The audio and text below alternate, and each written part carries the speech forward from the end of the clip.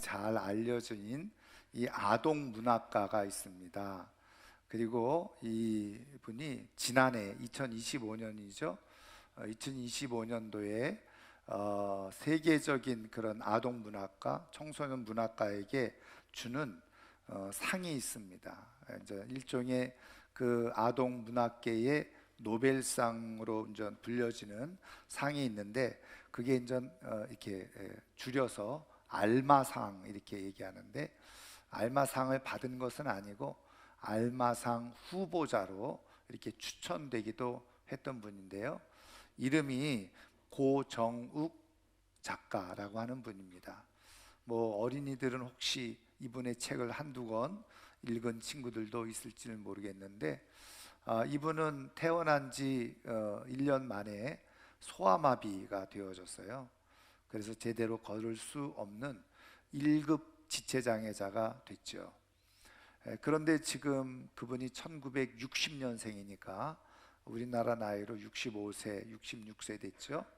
지금은 아주 지금까지 300여 권의 책을 저술하고, 또 여기저기 동기부여 강연가로 그렇게 아주 활동을 하고 계시는 분입니다.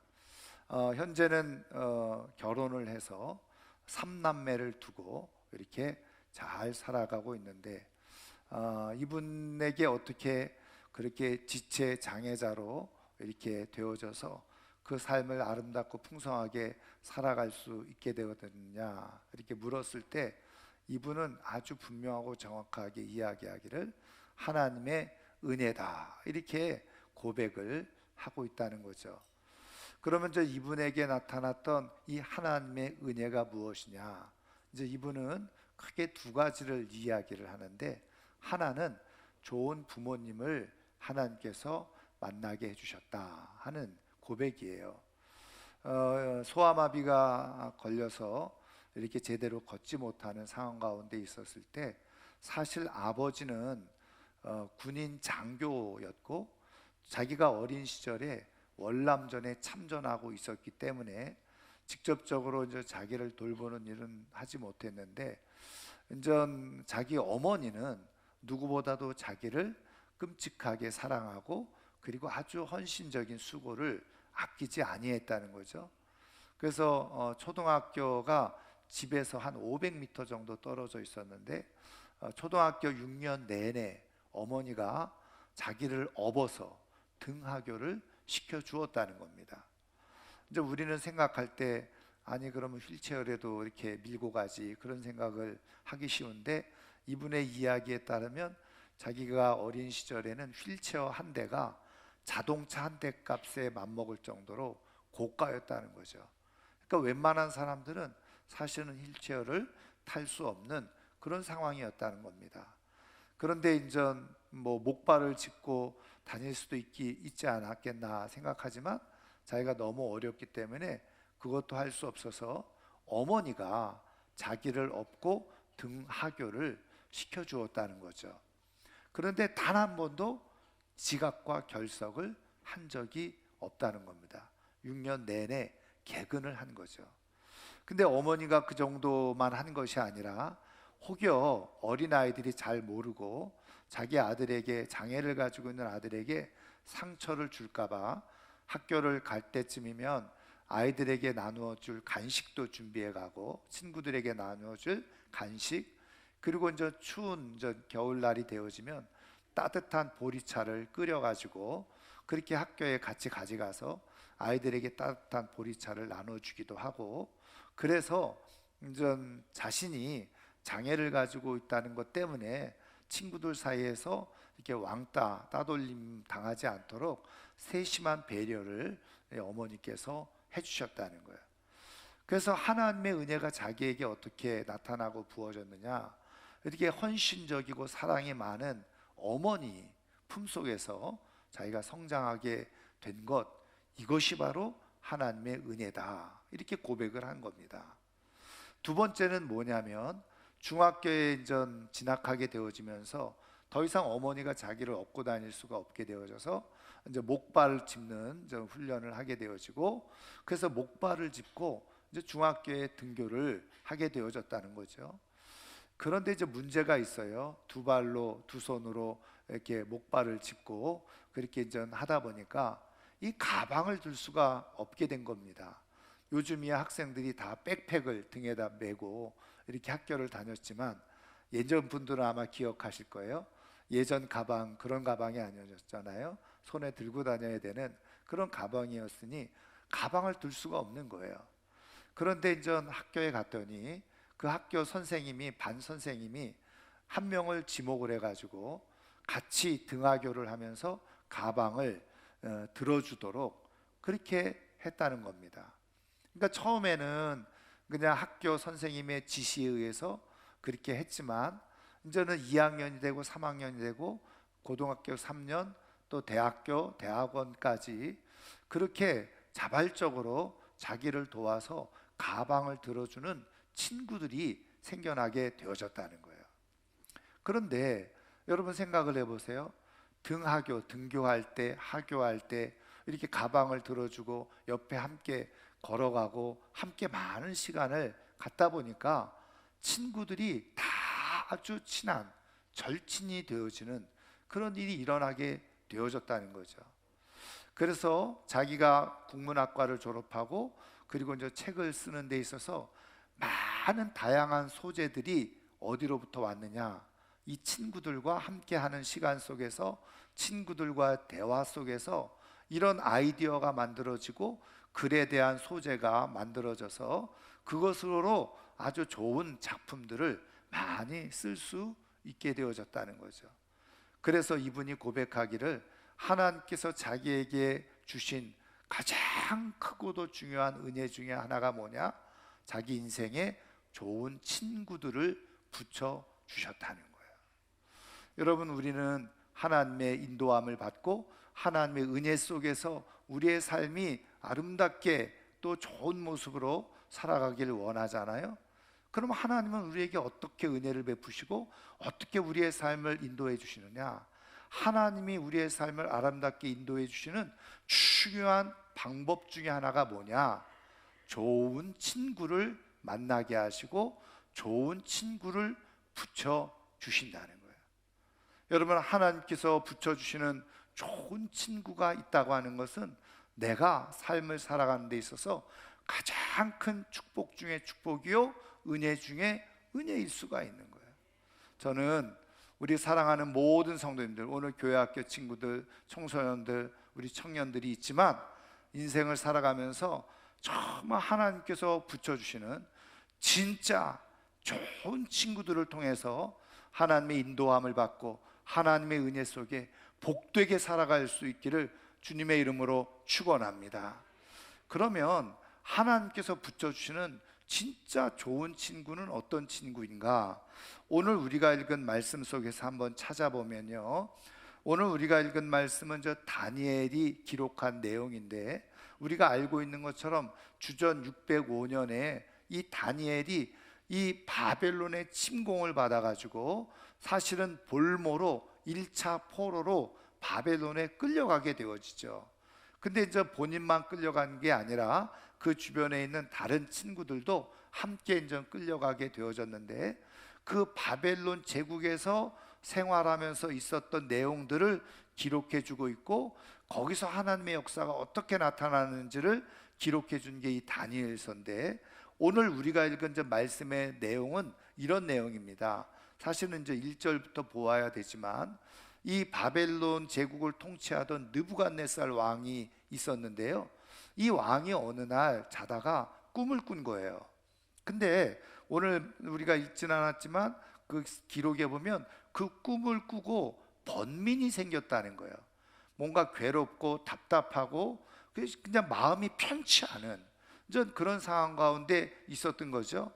보통 이런 상황이 되어지면 고대에서는 주변에 있는 그런 지혜자들, 술사들이 그 왕의 꾼 꿈을 해석하고 풀어주면서 해소해야 되는데, 이제 이 지혜자들에게 자기가 꾼 꿈을 좀 해석을 좀 해봐라, 그렇게 이제 이야기를 했더니 이 지혜자들이 하는 말이, 그러면 왕이 저 꾼 꿈을 우리에게 이야기를 해주면 우리가 그것을 풀어드리겠다, 이렇게 얘기를 해요. 근데 여기서 우리가 생각해야 될 것은 뭐냐면, 그 당시에 있었던 이 지혜자라고 하는 것은 성경에서 말씀하고 있는 하나님의 지혜를 가지고 있는 사람들을 말하는 게 아닙니다. 하카밈이라고 해가지고 이 사람들은 지식을 가지고, 우리식으로 요즘 표현하면 지식인이죠. 그래서 나름대로 전문가적인 소견을 가지고 군사적으로, 정치적으로, 경제적으로 왕에게 조언을 하는, 그 조언해주는 그룹, 이게 바로 지혜자 그룹이었다는 거죠. 그러니까 통치를 하는 데 있어서 왕에게 좋은 조언을 해서 잘 통치할 수 있도록, 그러니까 지식을 가지고 도와주는 사람들, 이런 사람들을 지혜자라고 불렀단 말이죠. 여기서 술사라고 하는 것은 마술사를 얘기하는 거예요. 점성술사를 얘기하는 거죠. 이 사람들은 약간 종교적인 개념을 가지고 점을 보는 사람들이에요. 그래서 왕에게 또 조언을 하는 이런 사람들이었던 거죠. 그러니까 느부갓네살 왕이 자기가 꾼 꿈으로 인해서 마음이 좀 괴롭고 힘들고 답답하니까 그 꿈을 좀 해석해 달라고 하니, 그러면 왕이 그 꿈을 이야기를 해줘야 되잖아요. 근데 이 느부갓네살이 아주 특이한 성격을 가지고 있었는데, 이게 하나님으로부터 이제 나온 건지는 모르지만 다니엘과 그 친구들을 높이기 위한 하나님의 계획 속에 이런 일들이 일어난지는 모르겠지만, 느부갓네살 왕이 뜬금없이 하는 얘기가, 너희들이 진짜 지혜자라고 한다면, 너희들이 진짜 그 마술사고 점성술사, 점을 잘 치는 사람이라고 한다면 너희들이 내 꿈을 알아맞히라는 거예요. 그리고 그 꿈을 가지고 또 해석까지 해주라는 겁니다. 그랬더니 얼마나 황당한 일이겠어요? 아니, 최소한 꾼 꿈을 이야기를 해줘야지 해석이라도 하고 그리고 의미를 알 텐데, 그 꾼 꿈, 자기가 꾼 꿈을 알아맞혀 보라고 하니까 이거는 불가능한 일이잖아요. 그러니까 지혜자들과 술사들이 다 느부갓네살 왕에게 뭐라고 얘기를 하냐면, 이거는 불가능한 일이고 이거는 신이나 알아볼 법한 그런 일이지 우리들은 그렇게 할 수가 없다, 그렇게 이야기를 당연히 했겠죠. 그때 느부갓네살 왕이 화를 내면서, 그것도 지혜라고 말하냐, 그러면서 모든 지혜자들과 술사들을, 이거를 꿈을 이야기하지 못하고 해석하지 못하는 모든 지혜자들과 술사들을 다 죽이라고 명령을 내려버린 거예요. 여러분, 얼마나 이 황당스러운 일이 일어난 겁니까? 그러니까 다 혼비백산했겠죠. 근데 중요한 것은 이 지혜자 중에 누가 포함되어져 있었느냐면, 다니엘과 이 세 친구도 이 지혜자 그룹에 있었던 사람들이었어요.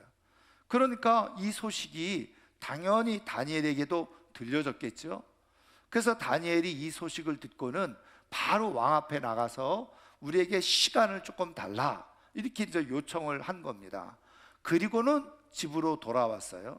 돌아와 가지고는 오늘 말씀 그 17절에 보면은 그의 절친이었던 세 친구 하나냐와 미사엘과 그 아사랴를 불러다 놓고 이 모든 상황들을 다 설명하라고 이야기를 한 겁니다. 그러면서 하나님 앞에 우리가 기도를 드려야 되겠다, 하나님 앞에 구하도록 이야기를 한 거죠. 그랬을 때 여러분 19절에 보시면, 하나님께서 그날 밤에 환상 중에 그 느부갓네살 왕이 꾸었던 꿈을 보여주시고 알게 해주시고 그 의미까지도 들려주셔서 이 다니엘과 세 친구가 그것을 느부갓네살 왕에게 알게 해주는 이제 그런 역사가 일어났다는 거예요.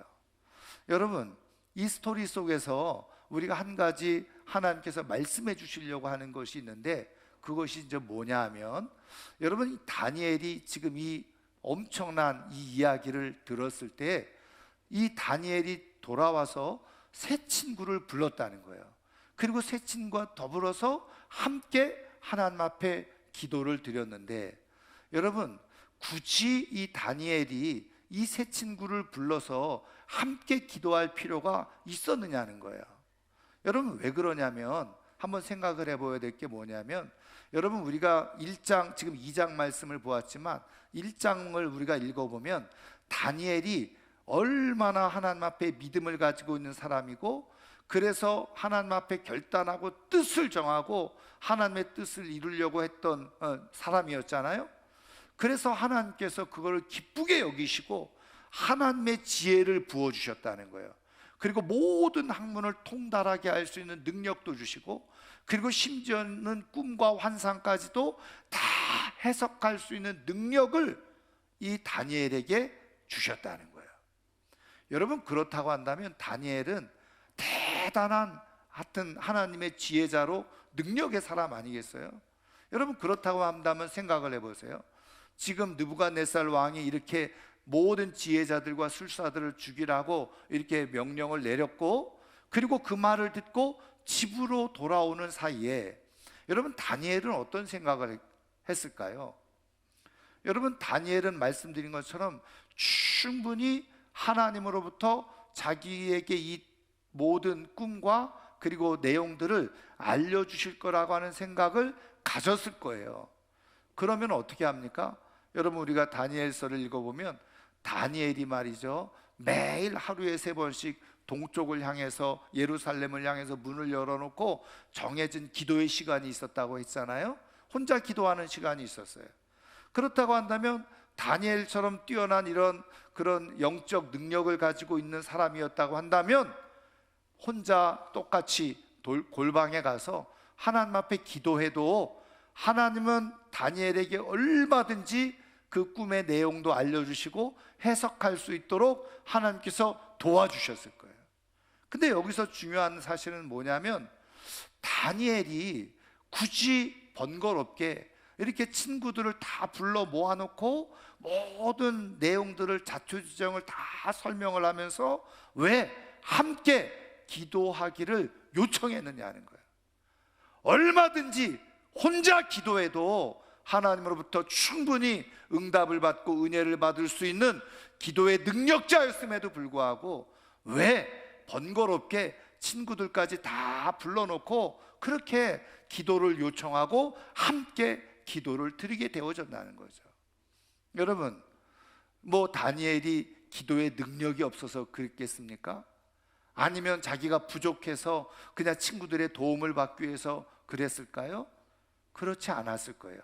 물론 성경은 그런 내용들을 자세하게 말씀해주고 있지 않고 설명해주고 있지는 않지만, 말씀드린 것처럼 느부갓네살 왕에게 저에게 좀 시간을 좀 주세요 하고 왕궁을 나와서 집으로 가는 길에 그런 마음 다니엘은 품었을 거예요. 아, 가서 내가 하나님 앞에 기도하고 하나님 앞에 이 꿈에 대한 내용을 조금 알아봐야 되겠다, 그런 마음을 갖고 집으로 가는 과정 속에서 하나님께서 아마도 다니엘의 마음속에 그런 마음을 주지 않으셨을까요? 야, 너에게 세 친구가 있잖아, 기도 동역자가 있잖아, 그 세 친구 하나냐와 미사엘과 아사랴 불러다가 같이 기도해라. 그런 마음이 아마 감동으로 주어지지 않았을까. 그래서 집으로 돌아가서 친구들을 불러 모아가지고 함께 기도를 하게 된 것이죠. 여러분, 그러면 우리가 한 가지 생각해 보아야 될 건, 아니 하나님은 그냥 얼마든지 다니엘이 혼자 기도해도 될 일을 왜 굳이 세 친구들을 불러 모아서 함께 기도하게 마음에 감동을 주시고 은혜를 주셨느냐는 거예요. 다니엘이 혼자 기도해도 충분히 하나님은 들어주실 수 있는 분이고 하나님의 역사를 나타내실 수 있는 분인데, 왜 다니엘의 마음속에 세 친구와 함께 더불어서 기도하도록 하나님께서 감동을 주시고 역사해 주시고, 다니엘은 그것에 순종해서 번거롭고 불편하게 혼자 알아서 기도하면 쉽고 편하게 기도할 수 있는데 왜 더불어서 친구들을 불러 모아놓고 기도했느냐는 거죠. 일단은 말씀드린 것처럼 하나님께서 그런 마음을 다니엘에게 주셨을 때, 다니엘은 믿음의 사람이잖아요. 순종의 사람이잖아요. 그리고 하나님으로부터 오는 지혜가 있었던 사람이잖아요. 그러니까 하나님의 지혜는 뭐냐? 하나님의 말씀을 듣는 것이 지혜거든요. 하나님이 말씀하시는 걸 순종하는 게 지혜거든요. 그러니까 다니엘은 자기 마음속에 주시는 하나님의 감동을 따라서 순종하는 거예요. 그게 참된 지혜인 거죠. 하나님으로부터 오는 지혜를 가지고 있는 사람들은요, 하나님의 말씀에 기꺼이 순종을 하고 번거롭고 불편하게 느껴지는 일이라도 하나님이 말씀하시는 일이라고 한다면 그대로 순종한다는 거예요. 그런데 하나님으로부터 오는 지혜가 없는 사람들은요, 자기가 똑똑한 척 생각하고, 아이고 뭐 번거롭게 그렇게, 뭐 불편하게 그렇게, 지금 다 쉬고 있을 텐데 그 불러 뭐 하다가 뭐해? 그냥 나 혼자 알아서 내가 기도하면 되지. 하나님으로부터 오는 지혜가 없는 사람들은 그렇게 쉽게 편리하게 생각하고 신앙생활을 하게 된다는 거예요. 그런데 하늘로부터 오는 하나님의 지혜가 주어지는 사람들은요, 하나님께서 주시는 감동을 따라서 그런 삶의 위기를 만났을 때, 어려운 일을 만났을 때 정말 함께 기도할 수 있는 기도의 동역자들에게 기도를 요청하고, 무엇보다도 함께 모여서 기도하게 된다는 거죠. 여러분, 하나님께서 베풀어 주시는 은혜가 있는 사람일수록 함께 기도하는 것을 귀하게 여기고 소중하게 여기는 거예요. 왜요? 그게 하나님이 기뻐하시기 때문에 그래요. 그러면 여러분, 물론 하나님은 혼자서 기도하는 것도 하나님은 들으시고 하나님이 기뻐하세요. 그런데 더 중요한 하나님의 마음은 함께 기도하는 것을 하나님은 더 기뻐하시고 더 좋아하세요. 이게 여러분 왜 그런지 아세요? 잘 들어보세요. 내가 혼자 기도해서 응답받으면 나 혼자만 하나님의 역사와 은혜를 아는 거예요. 그런데 그 기도 제목을 가지고 같이 함께 기도했다고 생각을 해보세요. 그러면 그 사람들이 3사람이든지 5사람이든지 10사람이든지 함께 같은 제목을 가지고 같이 기도했어요. 근데 그게 이루어졌어요. 그러면 10사람에게 주어진 하나님의 은혜와 하나님의 기적이 함께 경험되어지는 일이라는 거죠. 그러니까 하나님은 하나님의 크신 역사를 나타내시고자 하실 때 여러 사람이 함께 기도하는 걸 기뻐하시는데, 그렇게 한 마음으로 기뻐해서 그것이 이루어지고 응답되어질 때 그 여러 사람들이 함께 하나님의 영광을 보고 함께 하나님의 은혜를 경험하고 함께 하나님의 살아계심을 체험할 수 있기 때문에 하나님은 되도록이면 어떻게 해요? 여러 사람이 함께 기도하는 것을 기뻐하신다는 거예요. 왜요? 한 가지로 인해서 여러 사람이 살아계신 하나님을 직접적으로 기도함으로 경험할 수 있는 역사가 일어나기 때문에 그러는 거예요. 그래서 하나님은 이 다니엘뿐만 아니라 이 세 친구에게도 하나님의 영광을 더 크게 나타내 보여주고 싶으셨던 거죠. 그래서 어떻게 해요? 야, 너의 영적인 동지, 영적인 친구들인 이 세 친구들을 불러다가 함께 기도하도록 마음에 감동을 주었던 것이고, 하나님의 지혜가 이 다니엘에게 임했을 때 다니엘은 하나님의 말씀을 따라서 그대로 순종해서 함께 기도했을 때 하나님의 거룩한 역사가 나타나게 되어졌던 거예요. 사랑하는 성도 여러분, 하나님께서 이 말씀을 통해서 우리에게 주시는 도전이 무엇입니까? 교훈이 무엇입니까? 하나님은 우리 인생에 하나님의 뜻을 나타내시고 이루시고 우리의 인생을 하나님의 은혜로 풍성하게 채워주시고자 할 때 하나님의 행하시는 가장 중요한 인도의 방법, 은혜의 방법 중에 하나가 뭐냐? 기도의 동역자를 만나게 해주신다는 거예요. 기도의 사람을 붙여주시는 거예요. 같이 앉아서 술 먹고 밥 먹고 놀러 다니는 그런 친구가 아니라 정말 인생의 중요한 문제를 두고 하나님 앞에서 똑같은 마음을 품고 밤을 새워가면서 눈물을 흘려가면서 함께 기도해 줄 수 있는 그 기도의 동지, 기도의 친구, 그게 하나님께서 우리의 인생을 인도해 주시는 아주 중요한 은혜의 방법인데, 우리 인생에 가장 소중하고 중요한 친구는 누구냐? 함께 나를 위해서, 또 우리가 함께 가지고 있는 기도 제목을 가지고 눈물을 흘리면서 기도할 수 있는 사람인 거예요. 그 사람이 진짜 친구라는 거예요. 성경을 통해서 하나님께서 우리에게 교훈해 주시는 진짜 가장 최고의 친구는 같이 밥 먹고 술 먹고 놀러 다니는 그런 친구가 아니라 함께 하나님 앞에 기도하는 친구. 그 사람이 진짜 내 인생의 참된 친구라는 거예요. 왜 그런지 아세요? 그 사람이 나를 위해서 하나님이 함께 해주시는 증거로 보여주는 하나님의 천사이기 때문에 그런 거예요. 여러분, 그래서 하나님을 통해서 이 믿음의 지혜를 잘 깨닫는 사람들은 어떻게 할까요? 하나님 앞에 기도하는 거죠. 하나님, 내 인생 하나님이 인도해 주시기를 원하는데, 하나님, 그러기 위해서 정말 하나님의 마음을 가지고 있는 좋은 영적 동지, 영적 친구, 그리고 정말 천국의 우정을 가질 수 있는 그런 친구를 하나님 붙여주시고, 내가 그런 친구가 되어서 살아갈 수 있게 주옵소서. 그렇게 기도하는 거예요. 돈 많은 친구 붙여주세요. 재밌게 살게 해주는 친구 붙여주세요. 뭐 똑똑한 친구 붙여주세요. 그렇게 기도하는 것이 아니라, 때로는 그런 것도 하나님께서 필요에 따라서 붙여주실 수 있지만, 하나님께서 우리의 삶을 인도해 주시기 위해서 정말 좋은 친구는 하나님 앞에 함께 기도하는 친구예요. 왜요?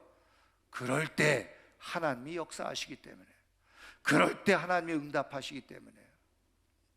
그래서 하나님께서 주시는 지혜를 가지고 삶을 살아가는 사람들은요, 어떤 사람들을 친구로 사귀려고 할까요?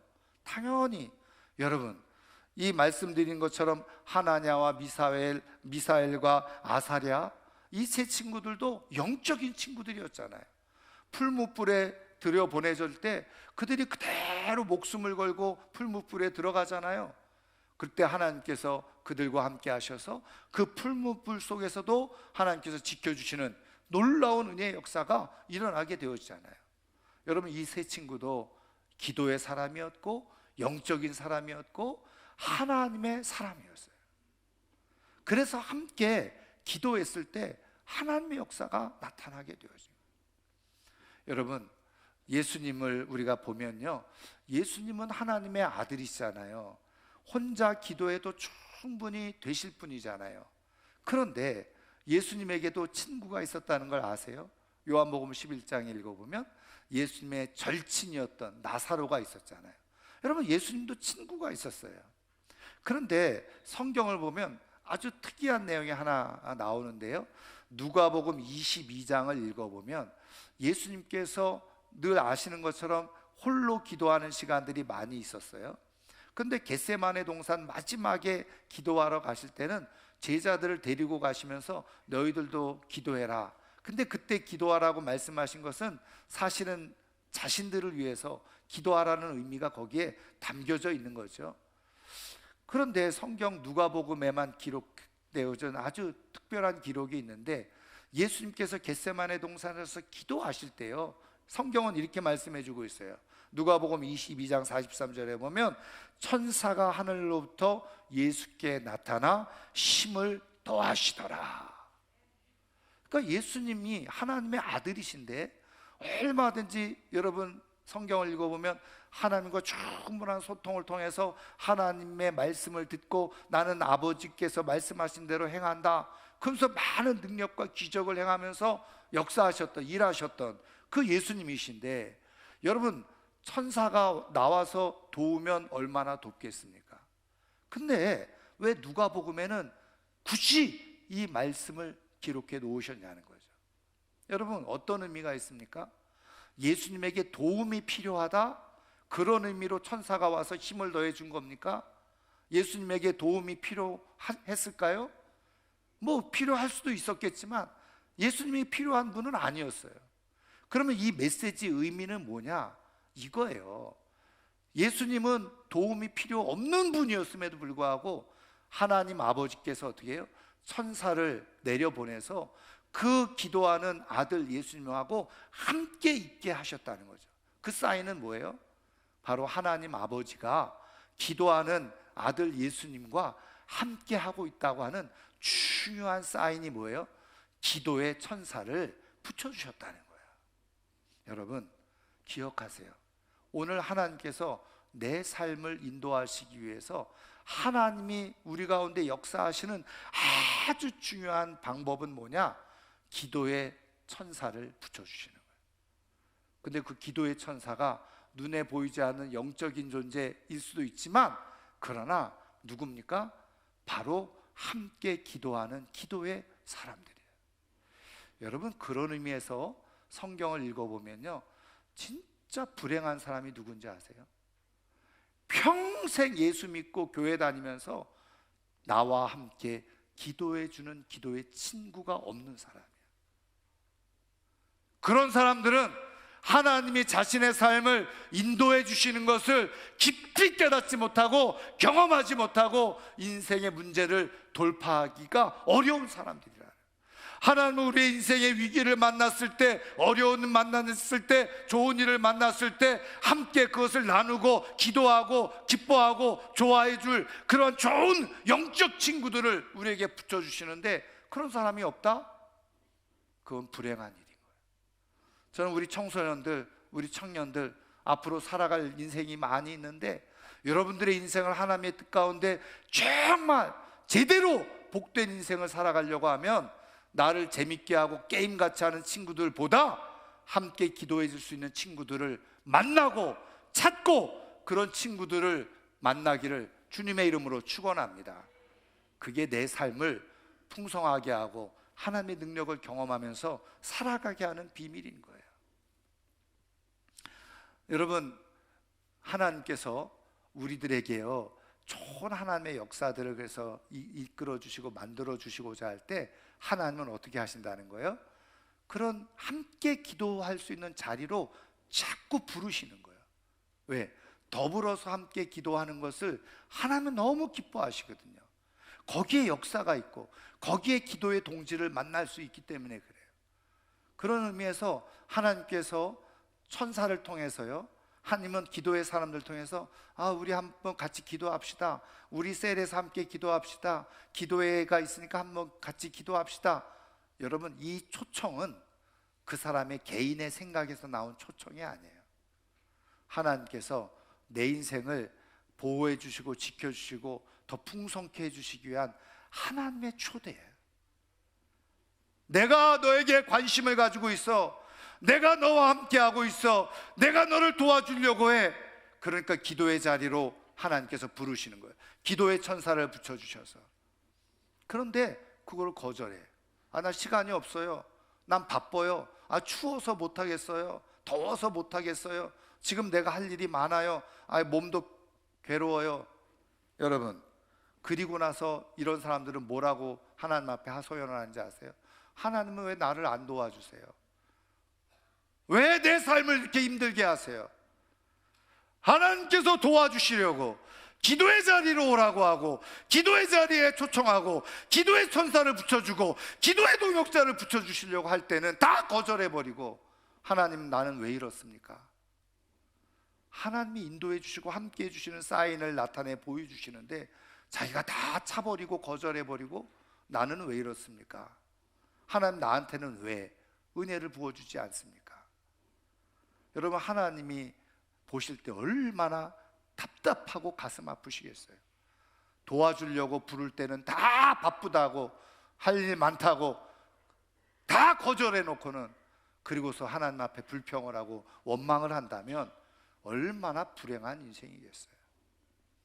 여러분, 하나님은 우리의 삶을 인도하여 주시기 위해서 정말 좋은 기도의 동역자를 붙여주시고자, 하나님의 기도의 천사를 붙여주시고자 기도의 자리에 부르실 때, 아멘, 여기에 하나님의 뜻이 있구나, 하나님의 계획이 있구나, 하나님이 주시는 그런 감동을 따라 순종함으로 말미암아서 내 인생의 위기를 돌파하고 하나님께서 나타내 보여주시는 영광에 함께 참여할 수 있는 하나님의 사람들이 꼭 될 수 있기를 주님의 이름으로 축원합니다. 여러분, 말씀을 한 군데 찾아볼게요. 우리 전도서를 한번 찾아보세요. 자, 구약성경 전도서 4장입니다. 제가 늘 말씀드리지만 제가 혼자 읽을 수도 있고요, 요즘은 또 이렇게 스크린이 잘 나와 있으니까 스크린으로 막 말씀을 띄워주는 그런 목사님들도 계세요.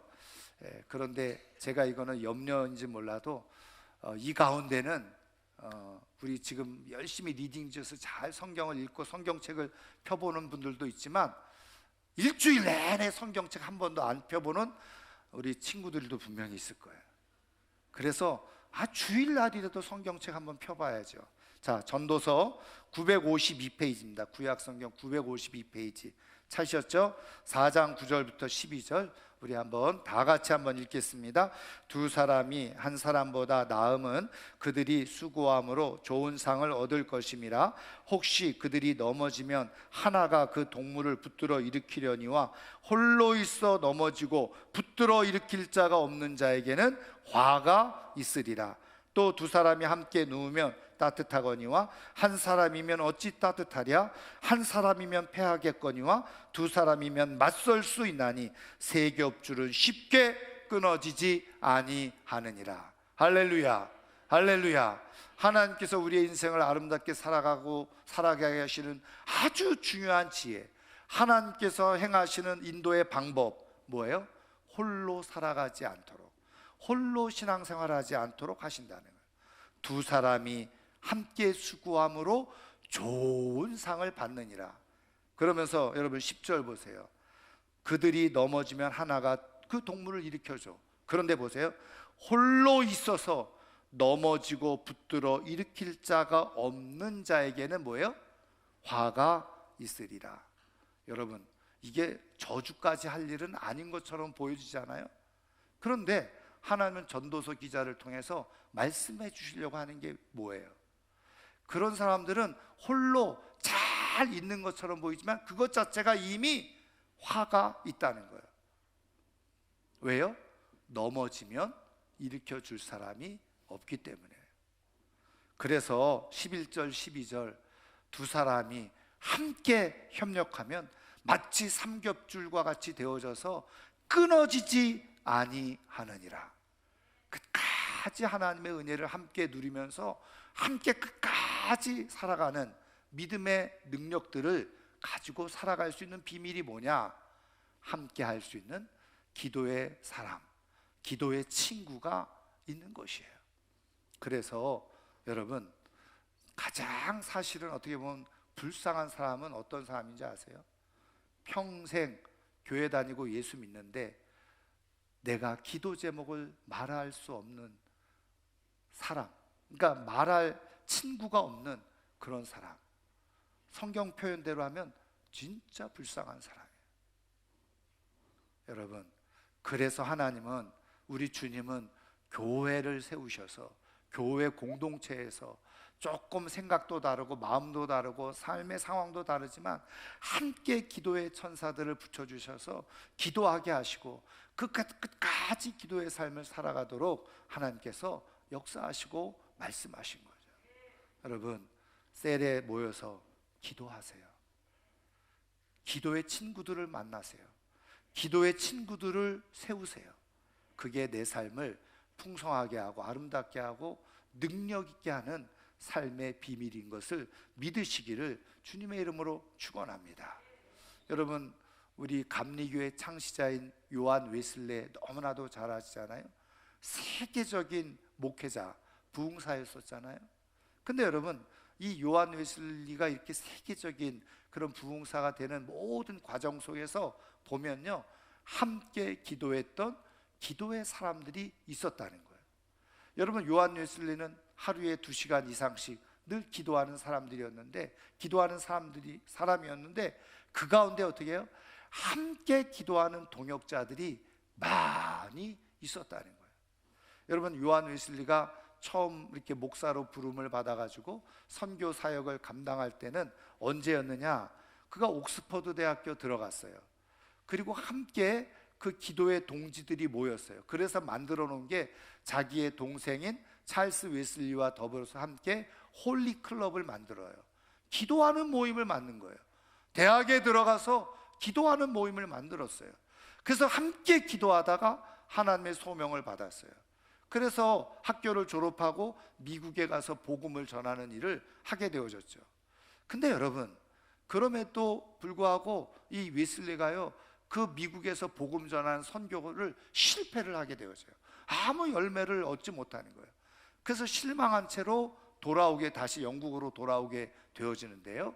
근데 두 번째 그에게 하나님의 기회가 주어진 게 뭐냐면, 그렇게 절망 가운데 돌아오는 뱃속에서 큰 풍랑을 만난 거예요. 그러니까 배에 타고 있던 모든 사람들이 다 우왕좌왕하면서 그냥 두려움에 떨고 있는데 어디선가 찬송 소리가 들리는 거예요. 그래서 그 찬송 소리를 따라서 내려가 봤더니 몇몇 사람들이 둘러앉아 가지고 그 파도 속에서 심하게 흔들리는 뱃속에서 하나님을 찬양하고 있더라는 거죠. 너무나도 평화로운 모습으로. 그래서 이런 사람들이 도대체 누군가 하고 나중에 알고 봤더니 모라비안 교도들이었어요. 경건주의 사람들이었죠. 야, 이 사람들은 도대체 이 엄청난 이 파도 속에서 두려움 없이 어떻게 이렇게 평화롭게 이렇게 하나님을 찬양하고 예배할 수 있을까? 감동을 받은 거예요. 그래서 영국으로 돌아와 가지고 그 모라비안 교도들이 모이는 장소를 찾아가게 되어지죠. 그것이 요한 웨슬리의 인생의 두 번째 하나님의 은혜가 나타나는 현장이었던 거죠. 그래서 1738년 5월 달에 이 모라비안 교도들이 모여서 기도한다는 곳을 찾아가게 되어져요. 거기가 어디냐? 올더스게이 스트리트라고 해서 거리였어요. 거기서 모라비안 사람들이 모여서 함께 손을 들고 찬양을 하고 기도하는데, 거기에 함께 참여하다가 거기서 새롭게 하나님의 소명을 넘어서서 성령께서 자기 가운데 임재하시는 것을 경험하는 거죠. 영적 체험을 하는 거예요. 목사가 되었어도 경험하지 못했던 성령의 놀라운 은혜를 새롭게 경험하게 되어져요. 그러다가 12월 달이 되어져서 또 다른 모임에 참여하게 되어지죠. 기도의 모임에 참여하게 돼요. 그것이 뭐냐? 페터라인 집회라고 하는데, 런던에서 거기에서 같이, 그때가 12월 31일 우리식으로 하면 송구영신 하는데, 근데 많은 사람들이 모여서 하루를 1년을 정리하고 새해를 맞이하면서 밤을 새서 기도하는 그 모임이 있었는데, 거기서 이 요한 웨슬리가 함께 기도하다가 엄청난 성령의 강권적인 능력, 하나님의 역사를 더 깊이 체험하게 되어져요. 그리고 나서 그가 세계적으로 뛰어난 위대한 믿음의 사람으로 발돋움하는 역사가 일어나게 되어졌다는 거예요. 여러분 보세요. 저도 마찬가지였지만 제 인생 속에서 혼자 기도할 때도 은혜가 있지만 모든 하나님의 큰 능력의 역사들은요, 함께 더불어 기도할 때 나타났다는 거예요. 여러분, 함께 기도하는 자리에 기도의 동역자들과 더불어 기도하는 것을 귀하게 여기고 소중하게 여기세요. 왜? 거기에 하나님의 기름 부으심이 있고 하나님의 역사가 나타나기 때문에 그래요. 여러분, 이제 말씀을 마치려고 하는데요, 여러분, 유대인들의 그 지혜서라고 말하는 탈무드 아시죠? 근데 이 탈무드를 오해하고 있는 것 있지만, 탈무드는 구약 성경을 랍비들이 주석해 놓은 게 탈무드예요. 우리는 뭐 그냥 이렇게 서점에 가면 탈무드 책 한 권 이렇게 있지만, 그거는 이 탈무드라고 하는 이 해석서, 주석서에 아주 재미있는 글들만, 쉬운 글들만 딱 그냥 모아가지고 읽기 편하게 편집해서 내놓은 거고요. 탈무드라고 하는 책은 엄청난 양의 방대한 양이 있어요. 그런데 그 탈무드의 책에 보면 이런 이야기가 있어요. 어느 날 한 사람이, 왕이, 그 신하가 와가지고 자기를 왕이 부른다는 소식을 듣게 된 거예요. 근데 왕이 갑자기 자기를 불러 두려운 마음이 확 생긴 거예요. 불안한 마음이 생긴 거예요. 그래서 왕 앞에 함께 갈 수 있는 친구를 좀 찾아야 되겠다. 그래가지고 떠오른 친구가 평생 자기와 함께 가장 가깝게 친하다고 생각했던 친구를 찾아가죠. 그래서 갑자기 신하가 와서 왕이 나를 찾는다고 하는데 뭔가 내가 마음이 불안하고 힘들어. 좀 같이 가줄 수 있겠어? 그때 이 친구가 단칼에 거부하는 거예요. 거절하는 거예요. 못 간다고. 그러니까 얼마나 실망되겠어요. 평생 나와 함께 해주는 친구라고 생각했는데 못 간다고 단칼에 잘라버리니까 실망을 한 거예요. 그래서 두 번째 친구를 찾아갔어요. 이 두 번째 친구는 그래도 이렇게 조금 친하다고 생각했던 친구인데, 갔더니 그 말을 듣더니 그래? 그럼 내가 같이 가줄게.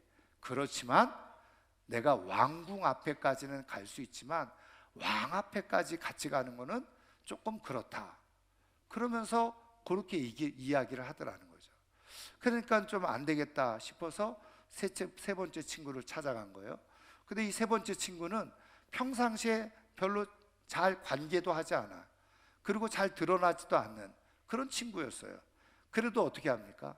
불안하고 두려운 마음에 찾아가서 도움을 요청했어요. 그랬더니 이 친구가 아주 흔쾌하게, 아이고 내가 그러면 같이 가주지, 왕 앞에까지 나랑 같이 가줄게, 그리고 내가 자네를 잘 왕 앞에 또 이야기를 해줌세, 그렇게 얘기가 됐다는 거예요. 여러분, 이거는 비유의 이야기죠. 이 이야기가 무슨 얘기입니까? 왕은 하나님을 얘기하는 거고, 왕의 호출을 갑자기 한다는 거는 우리의 인생의 죽음을 얘기하는 거예요.